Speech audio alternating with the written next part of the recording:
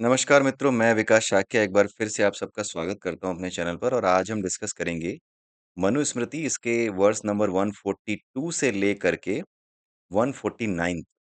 ठीक है? तो जैसा कि आपको पता है कि अब जो चीज़ें हम डिस्कस कर रहे हैं उसमें संस्कारों की बात ज़्यादा हो रही है, उसमें परंपराओं की बात ज़्यादा हो रही है और संस्कारों और परंपराओं के बारे में जैसे मैंने आपको बताया कि ये सारी चीज़ें केवल और केवल अभ्यास हैं।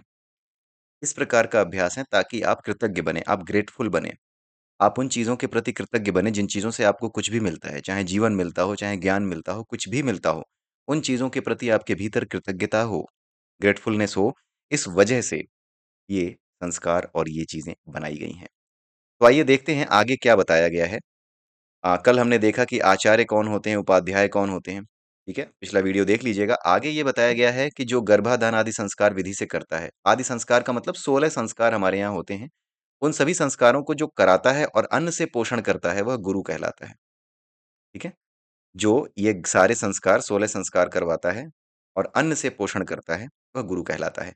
जो ब्राह्मण आहवनीय अग्नि का वरण कर आहवनीय आहवनीय मतलब कि जो आवाहन करने योग्य अग्नि है, जिस अग्नि में जिन चीज़ों का सही से यजन किया जा सकता है, यज्ञ किया जा सकता है, उनके बारे में यहाँ पर डिटेल में नहीं दिया गया, ना ही मैं डिटेल में बताऊँगा। इन चीज़ों के बारे में अगर आपको समझना है, तो अलग से जाकर के देख सकते हैं, क्योंकि अगर मैं एक-एक वर्ड की व्याख्या करने लगा, तो फिर दिक्कत हो जाएगी, फिर ये खत्म नहीं होगा, ठीक है? फिर ये इसका पूरा का पूरा जो व्याख्या है, काफ़ी विस्तृत हो जाएगी। कुल मिलाकर के फिर एक समझ जाइए कि पूरा का पूरा जो सभी सभी ग्रंथों का जो सार है ना, वो सब मैं आपको समझा रहा हूँ, जो कि इसका उद्देश्य नहीं है। जो आहवनीय अग्नि है, उसके बारे में आप पढ़ सकते हैं। उसको बुलाकर उसका आवाहन कर अग्नाध्यय कर्म अष्टादर्श पौर्णमास आदि पाक यज्ञ और अग्निष्टोम आदि यज्ञ करता है वह उसका ऋत्विज्य कहलाता है। तो ऋत्विज्ञ एक होता है, तो कौन सा ऋत्विज्ञ कहलाता है? ठीक है, जो गर्भाधान आदि संस्कार कहला कराता है वो तो गुरु कहलाता है, लेकिन जो ब्राह्मण अवहनीय अग्नि का वरण कर ये यज्ञ करवाता है आपके यहाँ, अग्नाध्यय कर्म, अष्टादर्श कर्म, पौर्णमास, ये पाक यज्ञ और अग्निष्टोम, इन सब के बारे में डिटेल आप देख जाइएगा। अदरवाइज़ जब भी मुझे मौका मिलेगा तो एक मैंने सीरीज़ बनाने की ठानी है कि एक संकल्प लिया है कि एक सीरीज़ ऐसी बनाऊँगा जहाँ पर अलग-अलग जो शब्द हैं ना, जो ग्लॉसरी है सनातन धर्म की, उसके बारे में भी मैं डिस्कस करूँगा। जैसे सविकल्प समाधि, निर्विकल्प समाधि, पौर्णमास यज्ञ, पाक यज्ञ, अग्निष्टोम यज्ञ, ये सारी चीज़ें मैं वहाँ पर आपको बताऊँगा। तो वो आप देख सकते हैं, लेकिन अभी यहाँ पर आपको मैं यही कहूँगा कि इन चीज़ों के बारे में अगर आप जानना चाहते हैं, तो आप जा कर के अलग से देख सकते हैं। तो ऋत्विज कौन कहलाता है? जो इस प्रकार के यज्ञ करवाता है। जो वेद का शुद्ध अध्यापन कराता है, यानी जो वेदों के बारे में बिल्कुल शुद्ध पाठ करके आपको बताता है, समझाता है, वह पिता, माता के समान माननीय होता है, ठीक है? पिता माता के समान माननीय होता है, इसका मतलब पिता का दर्जा थोड़ा यहाँ छोटा बताया है। अगर कोई पिता है और वेद का शुद्ध अध्यापन कराता है, वेद का शुद्ध अध्यापन का मतलब क्या है? वो अध्यापन नहीं जो आज के लोग करते हैं कि अरे यहाँ पे देखो इंद्र ये कर रहा है, अरे भाई गधों, वो इंद्र और वो जो सोम रस है वो तुम्हारी समझ में नहीं आएगा गधों, क्योंकि तुम गधे हो। मैं उन गधों की बात कर रहा हूँ जो यहाँ पर आते हैं हमारे चैनल पर और हमें चुनौती देते हैं कि आओ जरा साइंस जर्नी से बात करो। तुम्हारा साइंस जर्नी भी गधा है और तुम तो गधों के चमचे हो ही। दिक्कत ये है कि अगर ये इतना आसान होता वेद, तो वेदों के लिए गुरु की जरूरत नहीं होती। अगर जैसे तुमने समझा है कि अरे ये तो बस ऐसे ही रट लेना है, कुछ मनोहर कहानियां हैं, बस मान लेना है पाखंड की तरह, तो फिर तो गुरु की जरूरत ही नहीं थी ना। बड़ा सीधा तो लिखा है, बड़ा सीधा तो लिखा है, बस मान लो कि इंद्र है। लेकिन ये इंद्र क्या है, इसे समझा कैसे जाए? क्या ये इंद्र वास्तव में है, या कोई शरीर के साथ इंद्र है, या कोई ऊर्जा है, या कोई चेतना है? उसके बारे में समझना, उस प्रज्ञा का विकसित करना, ये गुरु का ही काम है। और तुम सोचते हो कि बिना गुरु के ही अरे तुमने तो पूरा वेद पढ़ लिया। तुम गधे हो, साइंस जर्नी वालों, तुम गधे हो और साइंस जर्नी के चेलों, तुम यहाँ आकर के सिर पटकते रहते हो ना, तुम भी गधे हो। और मुझे जो चुनौती देते हो, जाकर के अपने अब्बू से कहना कि अगर हिम्मत है तो यहाँ आकर के वाद विवाद करे, अपनी जगह बैठ करके वाद विवाद नहीं करे। मैं किसी के बाप का नौकर नहीं हूँ कि उसके चैनल पे जाकर के उसे डिस्कस करूंगा, ठीक है? इसलिए यहाँ पर तमीज में आया करें। मैं बहुत बार देख चुका हूँ कि यहाँ आकर के आप फालतू कमेंट करते हैं। जब तुम्हें पता ही नहीं है कुछ, तो तुम यहाँ आकर के क्यों अपनी बकवास करते हो? यहाँ पर जो चीजें लिखी हैं, बताई गई हैं, वेद का शुद्ध अध्यापन कराता है, यानी कि वेद को पढ़ने के लिए जो प्रज्ञा चाहिए, उसके लिए गुरु की जरूरत पड़ती है। और तुम बिना गुरु के ही जान गए, क्योंकि तुम्हें लगता है कि हाँ, ये सब ऐसे ही मनगढ़ंत कहानियां लिख दी गई हैं, बस यही होगा, इसको पढ़ाने की जरूरत क्या है? अरे भैया, अरे गधों, उसको पढ़ाने की जरूरत इसीलिए है ताकि आप उसके पीछे शब्द, उस शब्द के पीछे के अर्थ को समझ सको, उस अलंकारिक भाषा के वास्तविक अर्थ को समझ सको। जितने अलंकार इस्तेमाल किए गए हैं हमारे शास्त्रों में, उन अलंकारों को समझ सको। उत्प्रेक्षा अलंकार है, मानवीकरण अलंकार है, उसमें उपमा अलंकार है, उसमें और भी दूसरे जो अन्योक्ति अलंकार हैं, इन सब अलंकारों का इस्तेमाल किया गया है। जब तक उसका ज्ञान नहीं होगा, तुम वेदों के शुद्ध अर्थ को कैसे समझ पाओगे? अगर इतना आसान होता तो गुरु की जरूरत क्या थी? लिख करके छोड़ दो, कुछ किसी भी कोई पढ़ा दो, बस संस्कृत तो जाननी थी। संस्कृत थोड़ी पढ़ाई जाती है वेदों में। संस्कृत तो वेदों की भाषा है। उसको समझाने के लिए, उसको समझने के लिए गुरु की आवश्यकता होती है, ताकि आपके अंदर वो प्रज्ञा हो जिससे कि आप ये समझ सकें कि इंद्र लिखा है तो उसका क्या मतलब आपको समझना है। वहां पर यज्ञ लिखा है तो उस यज्ञ का क्या मतलब आपको समझना है। सोमरस लिखा है तो सोमरस का मतलब आपको क्या समझना है। इन चीजों को समझाने के लिए गुरु की आवश्यकता होती है। खैर, यहां पर यह बताया गया है पिता के बारे में। पिता भी वेद का शुद्ध अध्यापन करा सकता है, पिता भी गुरु हो सकता है। तो जो वेद का शुद्ध अध्यापन कराता है अपने बच्चों को, ऐसा पिता वो माता के समान माननीय होता है। यानी माता ज्यादा माननीय होती है। अगर पिता वेद का शुद्ध अध्यापन कराता है, तब जाकर के पिता माता के समान माननीय हो पाता है। उसके साथ कभी द्रोह ना करें, यानी ऐसे पिता के साथ कभी द्रोह ना करें जो आपको सही ज्ञान दे रहा हो। क्योंकि वेद क्या है? Modus operandi of the nature है। ये नेचर किस तरह से काम कर रही है, प्रकृति किस प्रकार से काम करती है, वो ऊर्जा, वो परम ऊर्जा, वो सुप्रीम एनर्जी किस प्रकार से सभी तत्वों को प्रकट करती है। जिसे बिग बैंग कहा गया है कि उस बिग बैंग से ही सारे तत्व प्रकट हुए, हमारे भीतर सारी भावनाएं प्रकट हुई। वो सब के सब चार्ज पार्टिकल्स हैं। हमारे भीतर जो भावनाएं होती हैं ना, ये सब चार्ज पार्टिकल्स हैं और कुछ नहीं है। अंत में विज्ञान यही पता करेगा। समझे साइंस जर्नी गधों? ठीक है, अगर तुम सुन रहे हो गधों, तो यहाँ पे कमेंट करने से पहले ना तुम्हारे अंदर इतनी बेइज्जती महसूस होनी चाहिए तुम्हें, कि तुम्हें शर्म से डूब मरना चाहिए, अगर एक भी कमेंट करने की तुम सोच रहे हो तो। ठीक है, तो आगे यहाँ पर ये बताया गया है कि आचार्य जो होता है, आचार्य के विषय में पिछले वीडियो में बताया जा चुका है। आचार्य जो है वो उपाध्याय से 10 गुना अधिक पूज्य होता है। पिता जो है वो आचार्य से 100 गुना, और माता जो है वो पिता से 1000 गुना अधिक पूजनीय होती है। यानी सबसे ज्यादा पूजनीय माता को बताया गया है। माता यानी स्त्री। और कहा क्या जाता है कि तुम्हारे इसमें मनुस्मृति में तो स्त्रियों की बड़ी वो की गई है। अरे गधों, बिना पढ़े कुछ बकवास मत किया करो। जहां स्त्रियों की दुर्दशा की गई है, वहां तो तुम्हारी हिम्मत नहीं होती एक शब्द बोलने की। वहां तो तुम्हारी हिम्मत नहीं होती।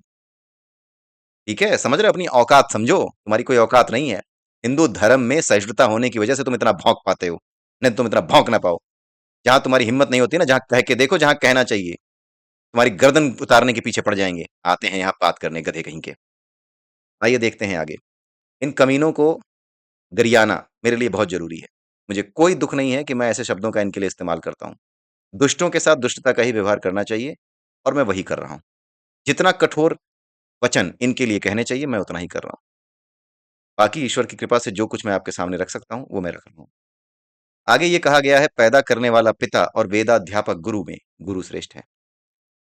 पैदा करने वाला पिता, जिसने पैदा किया वो पिता, और वेद को पढ़ाने वाला अध्यापक गुरु हो, इन दोनों में गुरु श्रेष्ठ है। क्योंकि वह ब्रह्म जन्म का दाता है, उसी से लोक परलोक में स्थिर सुख मिलता है। माता और पिता कामवश होकर जो बालक पैदा करते हैं, वह जिस योनि में जाता है, उसी प्रकार उसके हाथ पैर अंग हो जाते हैं। किंतु वेद विशारद आचार्य गायत्री उपदेश से जो बालक की जाति उत्पन्न करता है, अब यहां पर समझिए, यहां तक तो समझने लायक कुछ है ही नहीं। आगे क्या लिखा है? परंतु वेद विशारद आचार्य गायत्री उपदेश से जो बालक की जाति उत्पन्न करता है, यानी सही ज्ञान दे करके उसको जिस जाति में डालता है, जिस प्रकार के कर्म में डालता है। जैसे कई गुरु ऐसे होते हैं जिनके पास पढ़ने वाला कोई शिष्य अगला गुरु बन जाता है। ठीक है, लेकिन कुछ शिष्य ऐसे होते हैं जो योद्धा बन जाते हैं, कुछ शिष्य ऐसे होते हैं जो व्यापारी बन जाते हैं, कुछ शिष्य ऐसे होते हैं जो आगे बिगड़ जाते हैं, कुछ करना ही नहीं चाहते, बुद्धि भ्रष्ट हो जाती है, वो शूद्र की तरह हो जाते हैं। तो उनको लिए एक विशेष प्रकार का ज्ञान वो देता है, कि हर शिष्य को पहचान करके कि तुम किस प्रकार के ज्ञान में स्थित हो, तुम्हें आगे चल करके गुरु का काम करना चाहिए, आगे चल करके क्षत्रिय का काम करना चाहिए। वो सब जैसी वो उसकी स्थिति को जान करके उसे बताता है, वो एक नई जाति में उसे डाल देता है। वह जाति सत्य अजर और अमर है। वह जाति सत्य अजर और अमर है किसके लिए? तुम्हारे लिए। क्योंकि तुम जिस जाति में आ गए गुरु के बताने के बाद, कि भाई तुम्हारे लिए यही सही है कि आगे चल के तुम गुरु का ही काम करो, तुम्हारी हिम्मत नहीं होती, या तुम्हारे अंदर वो एक तरीके से तुम्हारे अंदर ज्ञान तो है, लेकिन तुम्हारे अंदर शारीरिक स्थिति को देखते हुए वो स्थिति नहीं है कि तुम एक क्षत्रिय का काम कर सको, तो तुम आचार्य बन जाओ। और कुछ ऐसे दिखते हैं जिनको देख के लगता है कि नहीं नहीं, ये इसके अंदर क्षमता है, ये आगे चल करके योद्धा बन सकता है, तो तुम योद्धा बन जाओ। तो ऐसा करके गायत्री उपदेश से जो बालक की जाति उत्पन्न करता है, गायत्री एक अलग विज्ञान है, गायत्री महाविज्ञान एक अलग विज्ञान है, उसके बारे में भी हम डिस्कस करेंगे आगे कभी। हमारे ही चैनल पर एक प्लेलिस्ट आएगी, वहाँ पर हम डिस्कस करेंगे। तो गायत्री में कुछ और नहीं है, वो ये बताती है कि किस व्यक्ति का जो फ्रीक्वेंसी है, किस व्यक्ति की जो ऊर्जा है, वो किस काम के करने लायक है।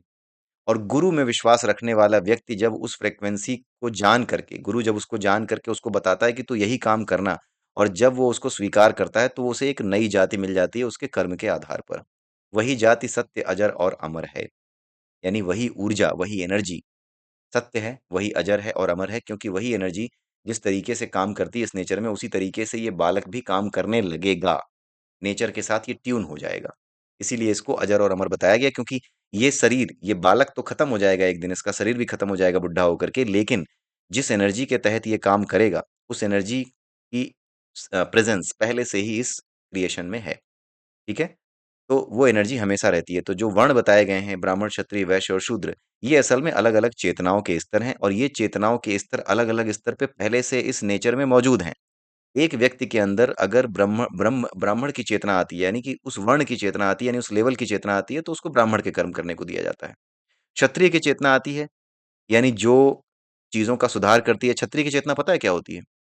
जैसे आप प्रकृति का नुकसान करते हैं, आपने प्रकृति को खूब नुकसान पहुँचाया, ग्लोबल वार्मिंग कर दी, अब बड़े-बड़े तूफान आते हैं। ये तूफान क्या है? यही क्षत्रियत्व है।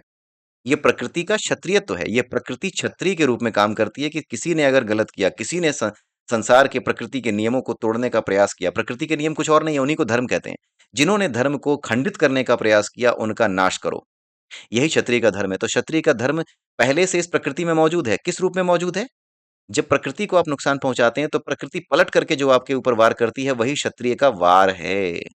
और यही संदेश है क्षत्रिय को कि जैसे ये प्रकृति पलट करके वार करती है, जब इस प्रकृति को नुकसान पहुँचाते हो, तो ठीक उसी प्रकार से एक क्षत्रिय का ये धर्म है कि जब धर्म का नुकसान हो, यानी कि नियम, कानून और परंपराएं और वो संस्कार जो कि संसार को, उस पूरी समाज को बांधने, एक नियम में बांध करके सबके भले के लिए जो चलाई गई हैं, जब वो परंपराएं टूटने लगें, तो तुम्हें भी इस समाज पे, उन तत्वों पे वार करना है जो इसका नुकसान कर रहे हैं। उसका खामियाजा हालांकि और भी लोगों को भुगतना पड़ेगा। जैसे कि प्रकृति को नुकसान हो सकता है, भले ही कुछ लोग पहुंचा रहे हो, लेकिन जब ये प्रकृति हमला करती है, तो मासूम बच्चे, छोटे छोटे बच्चे, बड़े-बड़े लोग, बड़े-बड़े वृद्ध लोग, ये सब मारे जाते हैं। तो वही क्षत्रियत्व है। प्रकृति का जो क्षत्रियत्व है ना, वही क्षत्रिय का धर्म है असल में, ठीक है?